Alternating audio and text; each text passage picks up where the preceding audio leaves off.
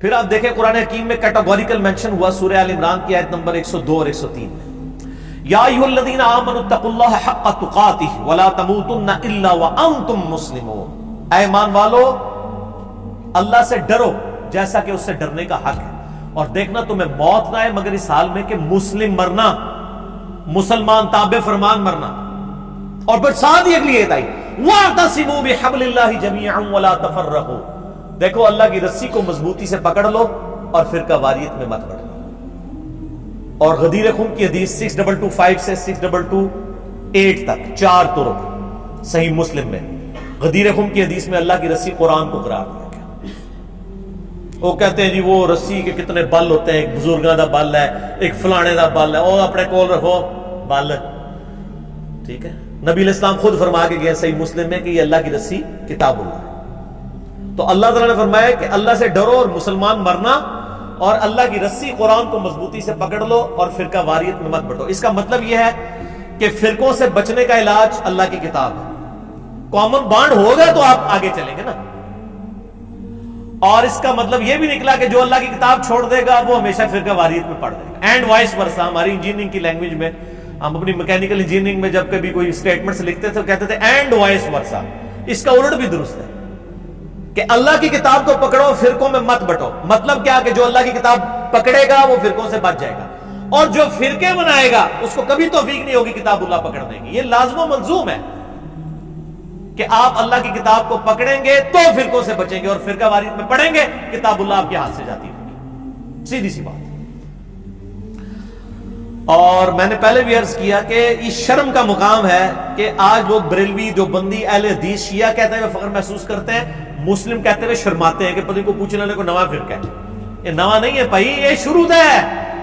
سورۃ الحج آیت نمبر 78، هو سماکم المسلمین من قبل وفی ھذا ملت ابیکم ابراہیم، پیروی کرو ابراہیم علیہ السلام کی ملت کی۔ هو سماکم المسلمین من قبل وفی ھذا، جس نے اس قرآن کے نزول سے پہلے تمہارا نام مسلم رکھ دیا تھا، اور اللہ نے بھی اس کتاب میں تمہارا نام وفی ھذا مسلم رکھ لیا۔ اللہ نے اپنے پیغمبر کی بات کو انڈورس کیا ہے کہ میرے ابراہیم نے تمہارا نام مسلم رکھا تھا، میں نے بھی اس قرآن میں رکھ دیا۔ تو یہ تو ابراہیمی نسبت ہے مسلم کہلوانا یا مسلمان کہلوانا، اور آپ انڈین نسبتیں لے کے چل رہے ہیں اور اپنے بزرگوں کی نسبتیں لے کے چل رہے ہیں۔ ہم تو نبی صلی اللہ علیہ وآلہ وسلم کے جد امجد کی نسبت لے کے چل رہے ہیں، اور یہ وہ نسبت ہے جس کو ہمارے محبوب صلی اللہ علیہ وآلہ وسلم نے اڈاپٹ کیا۔ سورۃ الانعام کا آخری رکوع پڑھ لیں، قل اننی ہدانی ربی الی صراط مستقیم، اے نبی فرما دیجئے مجھے تو میرے رب نے سیدھا راستہ دکھا دیا ہے، دینا قیما ملت ابراہیم حنیفا، وہ دین جو کہ کھڑا ہے ابراہیم کی ملت میں، وما کان من المشرکین، اور ابراہیم علیہ السلام مشرک نہیں تھے۔ قل ان صلاتی ونسکی ومحیای ومماتی للہ رب العالمین، اے نبی علیہ السلام یہ بھی اللہ کے حضور عرض کیجئے اور ان کے سامنے اعلان کر دیجئے، بے شک میری نماز، میری قربانی، میرا جینا، میرا مرنا سب کچھ اللہ کے لیے جو سارے جہانوں کا پالنے والا ہے۔ وَبِذَلِكَ أُمِرْتُ، اور مجھے میرے اللہ نے اسی بات کا حکم دیا ہے، وَأَنَا أَوَّلُ الْمُسْلِمِينَ، کہ سب سے پہلے میں کہوں کہ میں پہلا مسلمان ہوں۔ وہابی دیوبندی اہل حدیث شیعہ نہیں، مسلمان نبی علیہ السلام سے کہلوایا جا رہا ہے۔ میرے بھائی ان آیتوں پہ کسی نے نہیں، یہ صرف انجینئر صاحب نے عمل کرنا ہے ان آیتوں کے اوپر۔ وَأَنَا أَوَّلُ الْمُسْلِمِينَ، اور پھر اللہ تعالیٰ نے سورہ آل عمران میں ارشاد فرمایا مَا كَانَ إِبْرَاهِيمُ يَهُودِيًّا وَلَا نَصْرَانِيًّا، اور ابراہیم نہ تو یہودی تھے نہ نصرانی تھے، حالانکہ یہودی اور نصرانی بھی اپنے اپنے وقتوں میں اللہ کی نبی کی امتیں ہیں، لیکن اللہ تعالیٰ فرما رہا ہے نہیں، اس بنیاد پہ نہ اپنے آپ کو ڈیوائیڈ کرو۔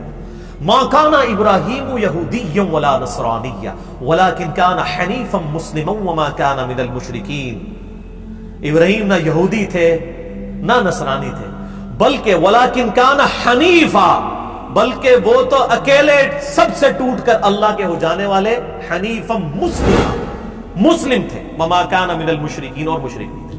یار ابراہیم علیہ السلام مسلم، نبی صلی اللہ علیہ وآلہ وسلم مسلم، اور اگر انجینئر محمد علی مرزا صاحب اپنے آپ کو مسلم کہیں تو ان کو تکلیف ہوتی ہے، تو میں آپ کو تکلیف پہنچاؤں گا انشاءاللہ، کیونکہ نہ میں وہابی نہ میں بابی، میں ہوں مسلم علمی کتابی۔ الحمدللہ۔ تو ٹھیک ہے، ہمارا یہ اگر مقدس جرم ہے تو آپ ضرور اسے سمجھیں اور اس کے خلاف بولیں، تاکہ جب لوگ قرآن پڑھیں گے وہ خود بخود آپ کو کنڈیم کر دیں گے انشاءاللہ تعالی۔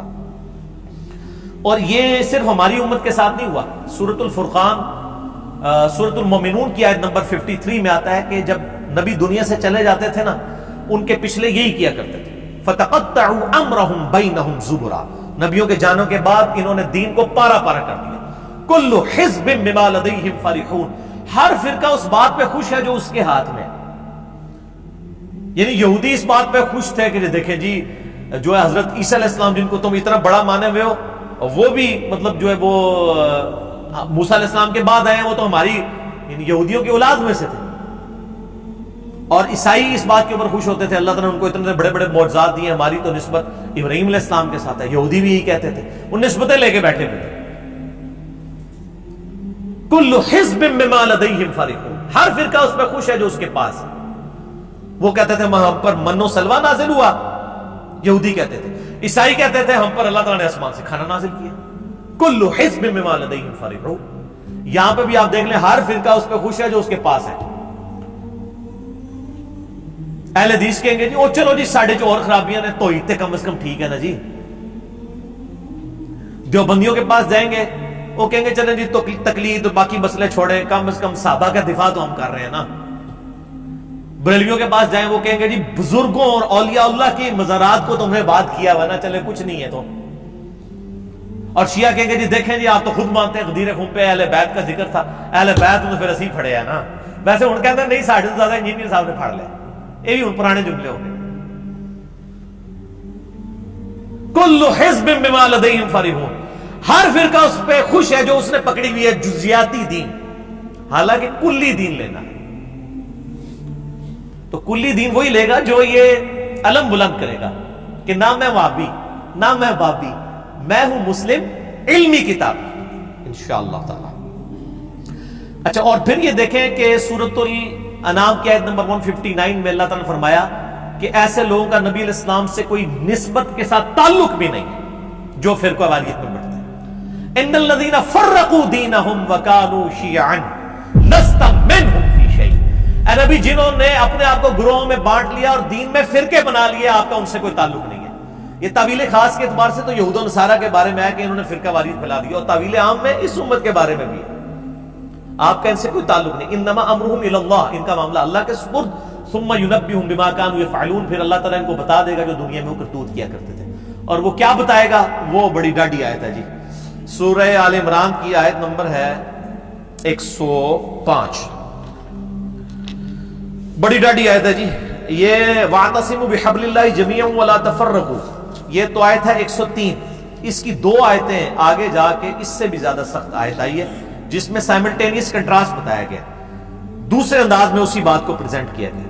اعوذ باللہ من الشیطان الرجیم، وَلَا تَكُونُوا كَالَّذِينَ تَفَرَّقُوا وَاخْتَلَفُوا مِن بَعْدِ مَا جَاءَهُمُ الْعِلْمُ، دیکھنا ہے مسلمانوں ان لوگوں کی مانند مت ہونا جنہوں نے فرقے بنا لیے اور علم آ جانے کے بعد اختلاف کیا۔ یعنی کون؟ یہود و نصارہ۔ یہود و نصارہ والا کام تم نہ کرنا۔ وہ ہم کہتے ہیں نا یہ آیت ہے ان الذین فرقوا دینہم وکانوا شیعا، وہ کہتے ہیں یہ تو یہود و نصارہ کے بارے میں نازل ہوئی ہے کہ نبی آپ یہود و نصارہ نے جو فرقے بنائے آپ کا ان سے تعلق نہیں ہے، وہ تو اڑے بارے بھی ہے۔ یہاں پہ اللہ تعالیٰ فرما رہا ہے وَاعْتَصِمُوا بِحَبْلِ اللَّهِ جَمِيعًا وَلَا تَفَرَّقُوا، اللہ کی رسی کو مضبوطی سے تھام لو، فرقہ واریت میں مت بٹو۔ اس کے بعد اللہ تعالیٰ دو آیات کے بعد فرما رہا ہے دیکھنا مسلمانوں تم ان لوگوں کی مانند یعنی یہود و نصارہ کی مانند مت ہونا جنہوں نے فرقے بنائے اور اختلاف کیا علم آ جانے کے بعد، بینات روشن دلائل آ جانے کے بعد۔ وَأُولَئِكَ لَهُمْ عَذَابٌ عَظِيمٌ، اور ان کے لیے ہوگا عذاب عظیم۔ جو لوگ فرقے بنائیں گے، اختلاف کریں گے، علمی اختلاف نہیں بلکہ بزرگ بابوں کی بنیاد کے اوپر تفرقہ بازی ڈال دیں گے، اللہ فرماتا ہے ان کے لیے بہت بڑا عذاب ہے۔ وَلِعَوْذُ بِاللَّهِ تَعَالَى۔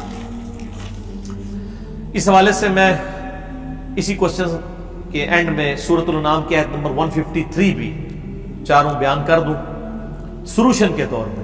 یعنی رونا تو سارے روتے ہیں نا، سلوشن کوئی نہیں دیتا، ہم سلوشن بھی دیتے ہیں، ساتھ علاج بھی دیتے ہیں، صرف رونا نہیں روتے۔ سورۃ الانعام آیت نمبر 153 میں اللہ تعالیٰ نے سلوشن دیا ہے فرقہ واریت سے بچنے کا۔ اعوذ باللہ من الشیطان الرجیم، بسم اللہ الرحمن الرحیم۔ وَأَنَّ هَذَا صِرَاطِي مُسْتَقِيمًا، اور نبی صلی اللہ علیہ وآلہ وسلم سے کہا گیا آپ فرما دیجئے کہ بے شک یہ ہے میرا راستہ جو کہ سیدھا ہے، فَاتَّبِعُوهُ، اس کی پیروی کرو، وَلَا تَتَّبِعُوا السُّبُلَ، اور ادھر ادھر کے راستوں کی پیروی مت کرنا، فَتَفَرَّقَ بِكُمْ، وہ تمہیں فرقوں میں ڈال دے گا، تمہیں ٹکڑوں ٹکڑوں میں بانٹ دے گا، عن سبیلہ، میرے راستے سے، ذالک وصاکم بہ، یہ وہ ہے جس کی وصیت کی جاتی ہے تمہیں، لعلکم تتقون، تاکہ تم ڈر جاؤ۔ یہ آیت مسند احمد میں صحیح سند کے ساتھ حدیث ہے، مشکات المصابیح میں بھی انٹرنیشنل نمبر کے مطابق 166 ہے کہ نبی صلی اللہ علیہ وآلہ وسلم نے زمین پر ایک سیدھی لکیر ایک دفعہ کھینچی، دائیں بائیں ٹیڑھی لکیریں کھینچی،